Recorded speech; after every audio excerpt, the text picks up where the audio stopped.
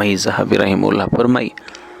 وی د یو مخلص انسان دا نشانه ده چې ته دی پر دا خپل عیب باندې په دا خپل قصور باندې چې په دې کې پکښې کې ملامتې کې نو دی یوازې نه چې دی خپل ځان بری اعلان کړي یا ثابت کړي دغه کوشش وکړي بلکې خپل عیب او خپل قصور ومني چې و بابا دا نیمګړتیا او کمزوري په ما کې سته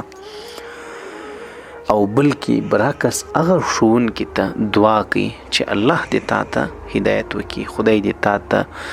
بدله د دې درکړي چې تا زه په خپل عیب باندې پوه کړم برعکس هغه ته دعا کوي د الله د رحم او د خدای د مغفرت.